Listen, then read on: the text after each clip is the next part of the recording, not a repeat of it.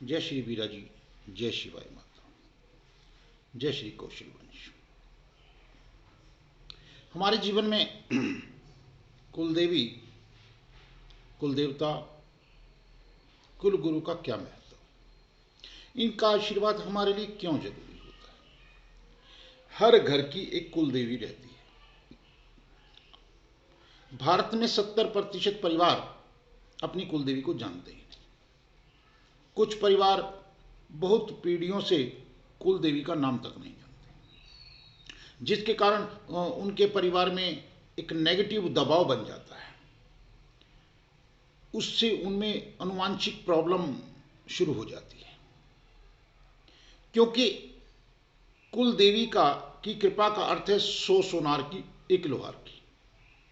बिना कुल देवी की कृपा के किसी कुल के का वंश ही क्या है, उस वंश का कोई नाम फेम आगे आगे नहीं बढ़ पाता।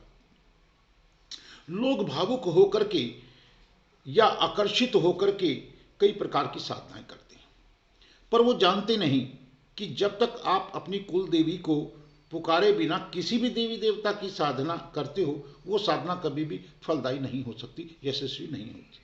उल्टा उस हालत में कुल देवी और कुल देवता का प्रकोप बढ़ता है, रुष्टता ज्यादा बढ़ती है। साउथ और में महाराष्ट्र में तो आज भी परंपरा है कि घर की पूजा घर में कुल देवी के रूप में या तो उसकी प्रतिमा या सुपारी अथवा जो है उसके किसी भी चिन्ह का पूजन किया जाता है।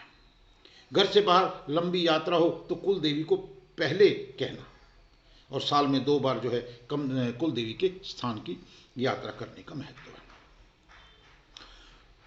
जब भी कोई कार्य आरंभ करते हैं, कुछ भी कार्य करते हैं, सबसे पहले हमें अपनी कुल देवी और कुल देवता को मनाना होता है। जब हम अपने कुल देवी और कुल देवता को नहीं मनाएंगे और बाहर प्रकार के किसी भी देवी देवता के प्रति आकृष्ट होकर के या दुनिया की देखा देखी हम आकृष्ट होकर के वो पूजा अर्चनाएं करेंगे, वो आप समझते हैं कहाँ तक फलदायी। अब पहले हमें अपने पिता को सम्मान देना होगा, अपनी माता को सम्मान देना होगा, तब हम किसी और के माता पिता को सम्मान देते, तब वो आदर सम्मान फलदायी होता है। तो इसी प्रकार से सबसे पहले अपनी कुल देवी और कुल देवता को मनाएं। अब जब कुल देवी और कुल देवता रुष्ट हो जाते हैं तो ऐसे परिवारों में कैसी स्थितियां आ जाती हैं। कुल देवी की कृपा के बिना अनुवांशिक बीमारी पीढ़ी में आ जाती है, जो एक ही बीमारी परिवार के बहुत सारे सदस्यों में दिखाई देती है। मानसिक विकृतियों का होना, स्ट्रेस पूरे परिवार में आ जाना, और कुछ परिवार अय्याशी की ओर इतने भटक जाते हैं कि सब कुछ गंवा देते हैं। बच्चे गलत मार्ग पर भटक जाते हैं, शिक्षा में अड़चने आती हैं।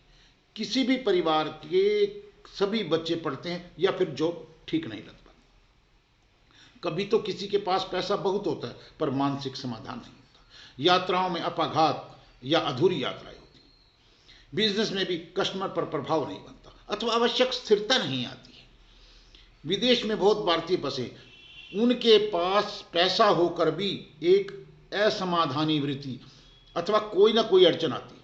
इतना लंबा सफर से भारत में कुल देवी के दर्शन के लिए नहीं आ सकते। यह सब प्रॉब्लम हम देख रहे हैं मित्रों। यह सब प्रॉब्लम आप किसी हीलिंग अथवा किसी ध्यान अथवा किसी 10 महाविद्या के मंत्रों से दूर नहीं कर सकते, बल्कि अगर और सच कहूं तो 10 महाविद्या की दीक्षा में सबसे पहले गुरु उस साधक की कुल देवी का जागरण करवाने की दीक्षा अथवा साधना पहले देता है। आजकल ये महाविद्याओं की साधनाओं में कोई करता नहीं, सभी सीधा मंत्र दे देते हैं और बाद में उसका फल यह मिलता है कि साधक ऐसे जगह पर फेंक दिया जाता है जहां से वह कभी उठ नहीं पाता। आजकल बड़े बड़े शिविरों में यही माहौल देखने को मिलता है। इसलिए कोई भी महाविद्या के प्रति आकर्षित होने से पहले अपनी कुल देवी को मनाइए, अपनी कुल देवी को पुकारिए। अगर आज नहीं तो कल की पीढ़ी के लिए बहुत दिक्कतें होंगी। कईयों को लगेगा वो श्रीनाथ जी जाते हैं, तिरुपति जाते हैं, 4 धाम जाते हैं, शिरडी जाते हैं, साल में 1-2 बार दर्शन के लिए जाते हैं। इससे कुल देवी प्रसन्न नहीं होती, बल्कि वो शक्तियां भी आपको यही कहेंगी कि पहले अपने माँ बाप को याद करो फिर मेरे पास आओ। कुल देवी के रोष में ना जाने कितने रजवाड़े महाराजे खत्म हो चुके हैं, कई परिवार के वंश नष्ट हो चुके हैं। इसलिए कुल देवी का पूजन पहले करिए, कुल देवी के स्थान पर समय समय पर जाइए, वहाँ कुलगुरु से मिलकर के उनकी कुल देवी की पूजना अर्चना की पूरी विधि जानिए, अपने कुल देवता की पूजा करें, पहले अपना फिर पराया। ठीक है, तो इसलिए पहले कुल देवी का आप पूजन करें। और अपने, अगर आपको नहीं पता है तो मैंने अपनी एक दो पहले वीडियो संदेशों में ये दिया है कि हम अपनी कुल देवी के बारे में कैसे जानकारी प्राप्त कर सकते हैं, तो मेरी आप दूसरी वीडियोज़ को देख करके ये जानकारी आप प्राप्त कर सकते हैं। जय शिवाय माता, जय कुल देवी नमः।